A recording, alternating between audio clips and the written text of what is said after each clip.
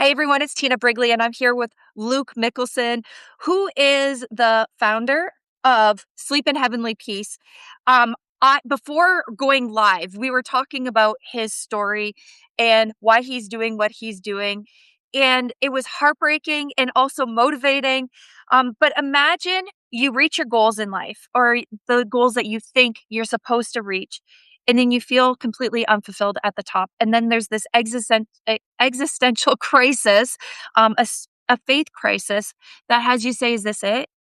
Is this it?" And then something happens. One thing gets put on your path, something you see. And this is where his story gets really interesting because what he saw broke his heart, but it also created such a ripple effect. So I want to get in and share his story. So tell us about the moment that broke your heart. What did you see? What came on your path when you're in the middle of this? What's going on, God? What am I here for? Oh, I know, well, first of all, thanks for having me, Tina. I appreciate the opportunity and the platform to share my story, and I hope those out there, get inspired, or maybe you're like I was, 14 years ago at 35, feeling like I have checked all the boxes, I've completed all the tasks, I've reached the goals that I'm supposed to reach, and I'm supposed to feel fulfilled. I'm supposed to feel this accomplishment, right? And and although there was some of that in obviously the fields that I thought were important, um, man, I did not have any passion that I used to, that at least even remotely close. I was raised in a single parent home, and my mom always pounded me, me and 5 kids, "Get your education so you get, get some money and get a career that you can support your family." And I did it. I was in a great job. I was, coaching football. I had a family. I was a servant in the church. I was doing all the things I was supposed to do. But I think there's a time in your life, and everybody's life, where you check yourself, like, is this really what I'm about? Is this really what life for me is about, right? Now I've got these little humans that I have to take care of, and I think that's one of the big steps you start thinking about, and all those questions start coming in, right? Which then you start questioning your purpose and what is my passion and what is really meaningful? What do I want to be remembered for? What do I believe? Do I really believe in this faith that I've followed my entire life? All of these questions start coming.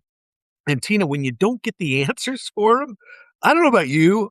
Hey, let's move forward. I get answers. I want to know and have control of my life. And when you don't get those answers, whew, it can be super depressing, Yeah. especially when it comes to faith. That was a big one too, because I grew up in a very strict and stalwart faith, and when you start questioning that, a couple of things happen. Everybody's taught when you lose your faith or you're being led down, quote, the dark path, whatever, right? You feel like crap. You feel like this horrible person, and start questioning this. Does the devil grab me? And am I being misled and all this stuff? I didn't feel like that. I felt like a good dude. I felt like a normal guy, but knowing that there's these holes in my heart, there's this lack of passion and lack of purpose was the biggest thing. Um, it really threw me for a loop, and it did for several years. This wasn't just like a one-time weak moment, right? This was a struggle internally. I didn't let anybody know. I just struggled with this. Mhm. And it was in this situation where I was serving in my church. I had a position called Young Men's President, where I was helping boys as 12 to 17 or so with the spiritual growth, but mostly the activities that we would do during the week. And trust me, finding an activity for these boys this age that doesn't involve a screen or a Right? game of some sort, not easy to do. Right. Well, I was sitting in a meeting with all the other leaders, and the we were talking about how we were helping people and what was going on in the community and all this stuff. Well, one of the leaders stood up and talked about a family that she had visited, and it was a family that was a mom and dad, a couple of kids. They needed help with food. She needed help with rides to work and rent, and the kids didn't have any beds, and they needed clothes and they needed bikes for. And I was like, whoa, whoa, whoa, wait a minute. Did you just say the kids don't have any beds? And she says, "Yeah." And I said, "Well, certainly they have mattresses and stuff." She says, "No, no, they're just sleeping on the concrete floor with a blanket and a pillow." And Ugh. Tina, that hmm, jeez, Mhm. that Mhm. hit me so hard. I just was like, What in my" I'm from a town of about 4,000 people. This is not a big metropolis, right? This is a small farming community. We all knew each other and they all knew you know, and there's kids sleeping on the floor? What are you kidding me? Like, it just hit me that hard, and I thought about my own kids and what that would be like, and being a parent that had kids sleeping on the floor and how I would feel, and then I thought about my Boy Scouts. You know, this is the group of kids that I was responsible for. The activity was Boy Scouts that we followed, and I thought, here is a great opportunity to get an Xbox controller out of their hands, put a drill in it, and teach them something. Because I knew, being a farm kid from Idaho, I know how to use tools, right? Let's build them a bed. That would be fun, right? Now, Uh, I've never built a bed before in my life, but I'm not a stranger to tools and we're gonna figure it out. And so that night I went home excited as all get out, and it was a little bit of a spark, right? mhm. In my soul that I had been searching for a while. Not a huge one, but just a little one. Mm. And, I got excited about it. So that week, the boys came over, I went and got the wood, and we built this bunk bed, and it was awesome. And then the day came around to go deliver it, and the funny thing happened, it kinda got out in the community and certainly the congregation of what we were doing, and all of a sudden, it was like 30 people that showed up to my house to go deliver this bed. They all wanted to be a part of it, right? Which was awesome, but I can't send an army of people over to this two-bedroom apartment, it's not gonna work. So me and a bunch of people stayed back. Granted, this is like the first week of December, it's Idaho, B BFI, by the way, you That's another Canadians, story, we'll tell you at the end, okay? yeah, you Canadians know what I mean. But yeah, we're out in the middle of nowhere, it's cold, so I had to stay and clean my garage while these boys and the other leaders went and delivered this bed. Well, the next day at church, they just talked about how amazing it was, right? Number 1, the boys got to see what it looks like for a child to sleep on the floor and the conditions they slept in, and that taught them something. They taught to be grateful, number 1, for what they have.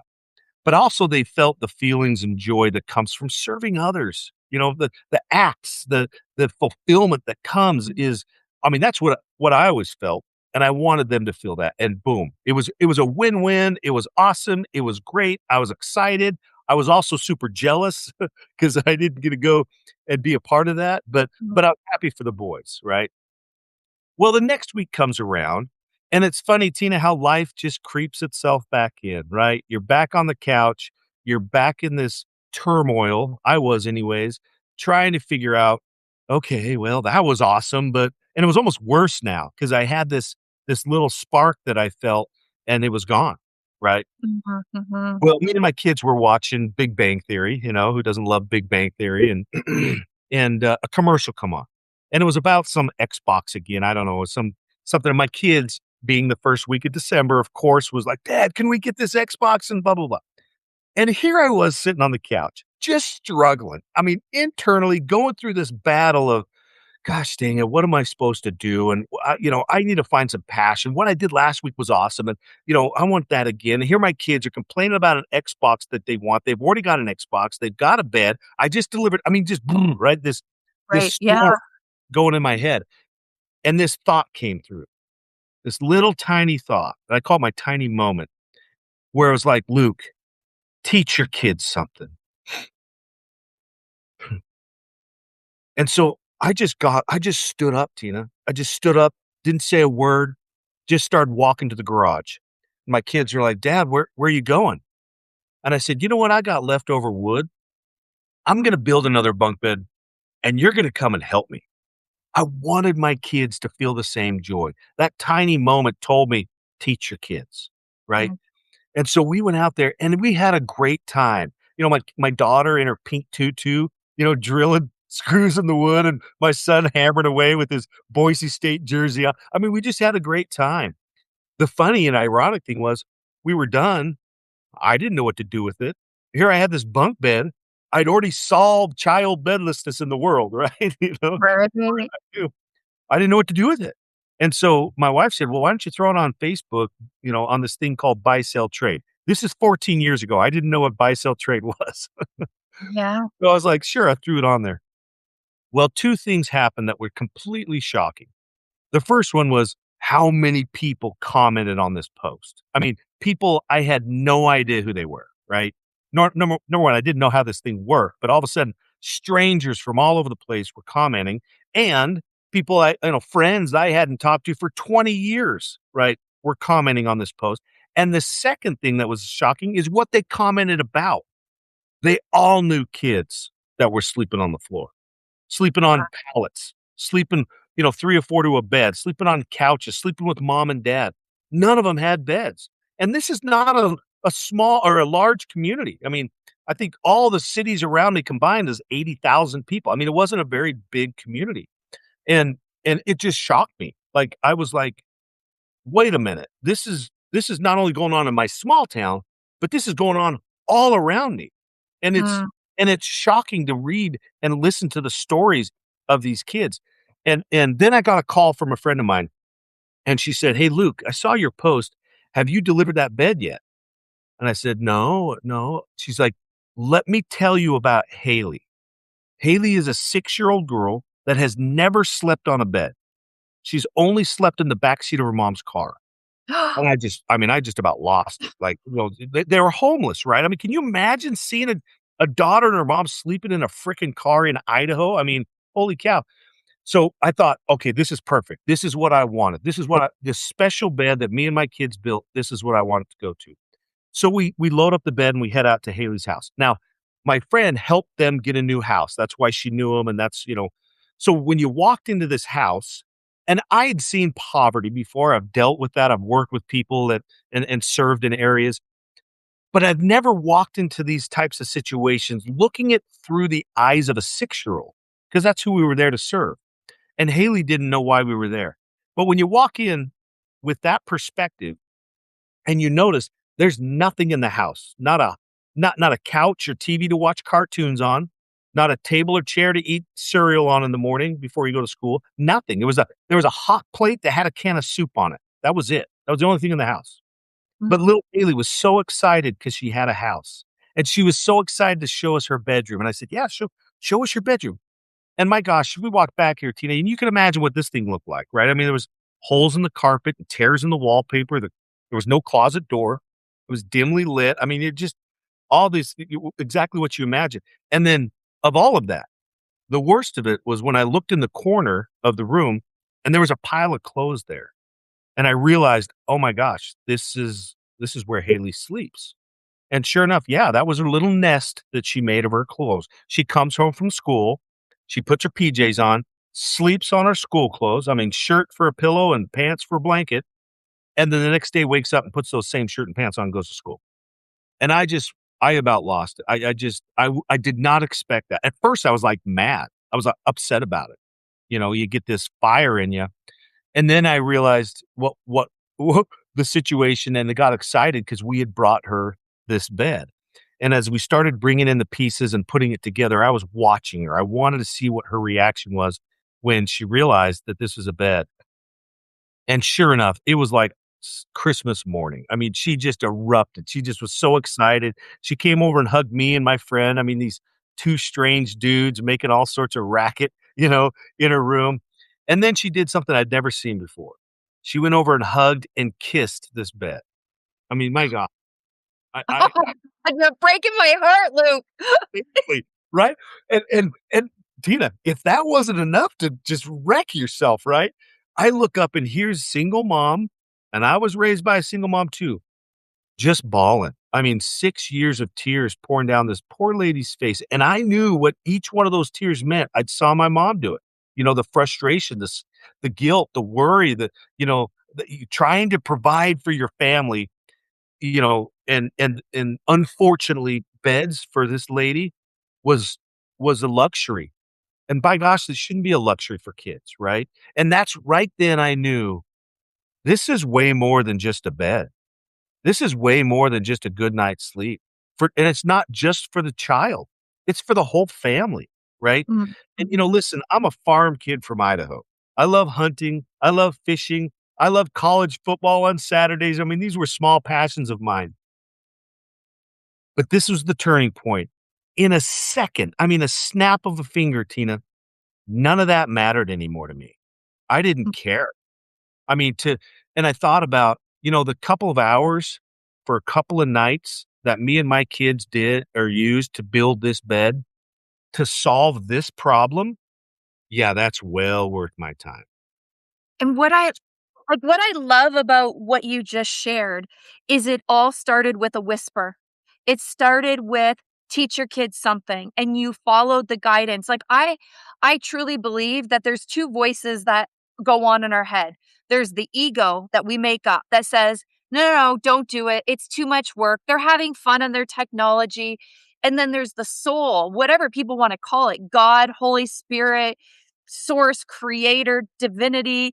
There's this other voice. And I think in our society, we listen to the ego more than we listen to the soul. We hear the whispers, we don't follow the guidance. And when we follow the guidance, I mean, that feeling of, oh, wow, this is a problem and this is a solution. And look at the, the look on that person's face, Yeah. knowing that her child has a bed to sleep in.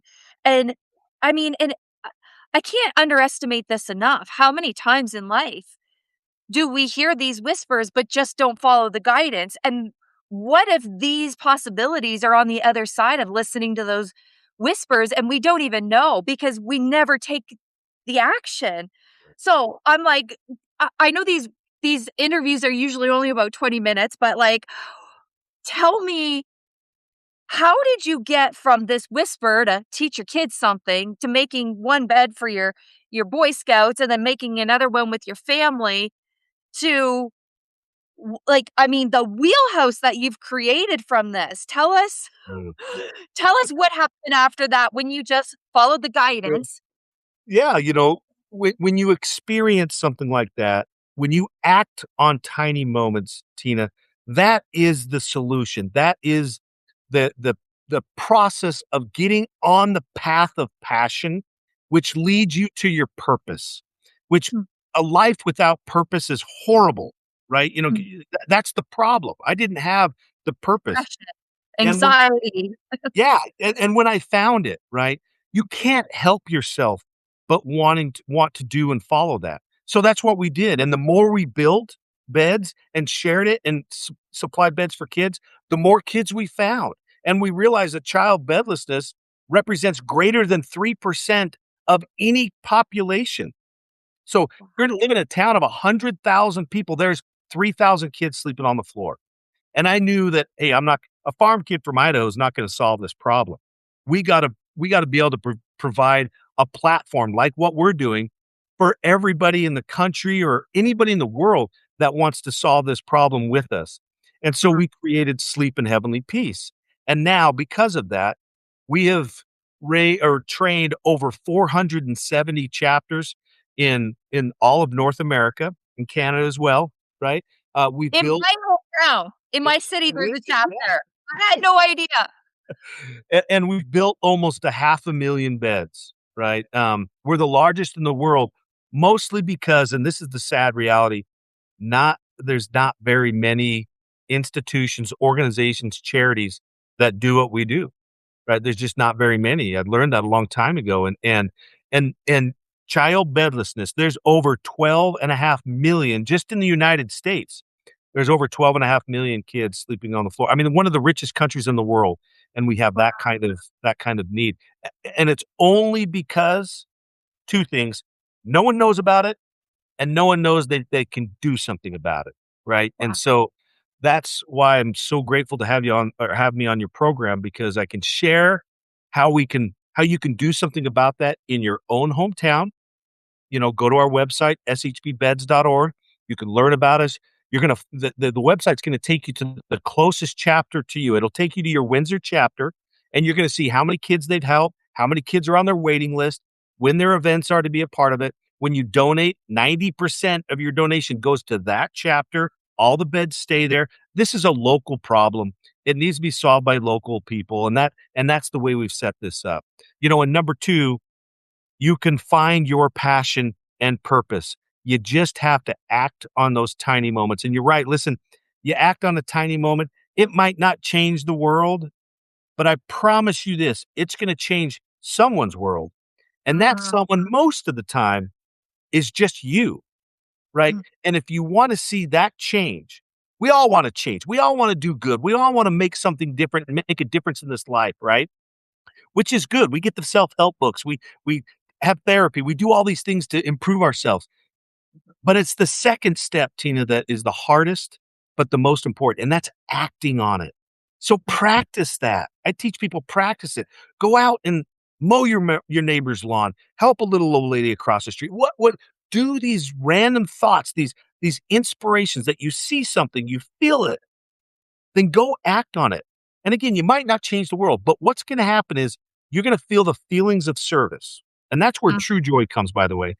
And and at some point, that is gonna put you on a path that you'll find your passion, which will lead to your purpose, and it'll pull you out of that funk, the funk that I was in, the funk that we all end up in at some point in life. That's what pulls us out. And listen, I can't even think what I would have done or where I would be had I not acted on that little tiny moment. There'd have been 500,000 less kids without beds. I just can't even think about that. And so all from a tiny moment. And, man, first of all, I really want to acknowledge you for following that whisper and doing so many amazing things. And I wanna share with the audience, just 2 days ago, I got an email from you, but I get a lot of spam email. It's almost like somebody's using my email to try and, like, I don't know, shift the algorithm or something. But there was something about your message that I thought, "Okay, wait a minute. I think this is actually a real person." And I did a little bit of research, and I still don't know how you found me or whatever, but I always say, "God is good." I listened to the whisper. This is a legit person. And then I felt really honored that, like, God sent you on my path because I thought, "Man, this man who's doing so many amazing things out in the world, there's a chapter in my community. This cannot be coincidence. This has to be divinely put on my path to share this message with the community, share this message with my world, my people, because I know there are people, contractors, people that are looking for sponsorship opportunities, looking to give back, and they're like, "I don't know." I know people that are multi millionaires. They don't even care about money. They wanna give their money away and say, like, "What is something that I can, stand behind?" And I think this is one of those things when we're talking about kids and sleeping on the floor, like, that's so heartbreaking, and I know that there are people that can volunteer as well to help make the beds and deliver the beds, and, there are people that are, can donate their own money if they can't get help or get support. So, give us your email again. Mhm. It's So or your the website's shpbeds.org or beds.ca.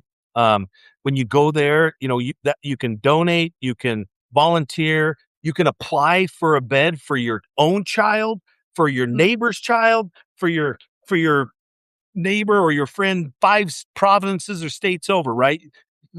Based on zip code, if we have that covered, we're gonna get that.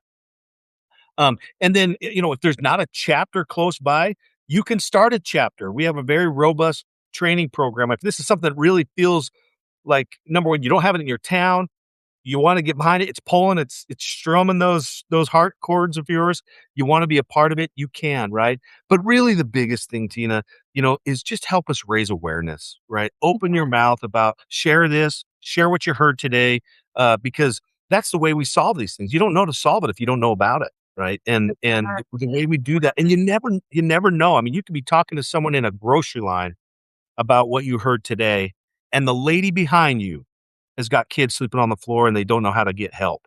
And now they do because you just opened your mouth, right? That's how we solve this. And we could solve it together and anybody can do it. I mean, I'm a farm kid from Idaho. I got no business starting a nonprofit. But you know what? When you find your passion, truly find your passion, it is unstoppable. You become Superman. You become, Oh. something that you never dreamed of, and it's amazing to see what happens when you find your passion or purpose. by acting on those tiny moments. Oh, man, I thank you so much, Luke. I appreciate this, and I always say, there's no coincidences in life, but I think there are coincidences. We're co-creators of life. We are um, facilitating change, and this is the way that it works, right? I'm so grateful for your time. I know we're like, "Oh, I don't know, can we do this? Do we have enough time?" And we're like, "Yes, let's do this." So Good. I appreciate your connection. I appreciate what you're doing. I acknowledge all of you who took the time to watch this, and I loved what you said. You don't know when you share something, it could be the person behind you that hears. There's another coincidence where that person needed to hear you because I believe that we're all put on our path to spread love, to spread community, to spread service. And if this isn't what life's about, what is it about? It's about opening our hearts, and I love that you opened your heart, and I can see that little girl in my mind kissing her bed and hugging her bed like it's the greatest gift in the world, and thank you for being a great gift from God to spread so much love in the world. I don't know about you guys, but my heart is overflowing right now. I feel so much love, and man, thank you, thank you, thank you. Awesome. You just made my weekend. Well well, I'm glad you realized or took the time to find out that I was real, and Yeah. thank you for sharing that BFI, which is one I won't say, but it ends in Idaho. F Idaho. Okay, you guys, tell me I'm not the only one that's heard this phrase. If you're Never like, heard this phrase. Idaho, in the I middle of nowhere, you're like, "Where do you live?" Bum F Idaho? guys, she's Apparently lying people to in me, right? You're apparently people in Idaho call it BF Egypt. That's right, that's right, I've never heard of Idaho, so, th thank you for enlightening me, this is a life-changing experience. Yeah, I mean, this is cross-border awareness right now Yeah, happening. exactly, exactly. Oh my gosh, you guys, thank you for being here. Luke, thank you for being here. I appreciate you. If you think somebody can get value, if somebody needs a bed, if somebody wants to contribute, please, please, please just share. Maybe that's why you're on here today, is to share the message. I'm going to send you guys all love, and I'll see you back next time. Thanks, everyone. Thanks, Luke. Thank you. Bye.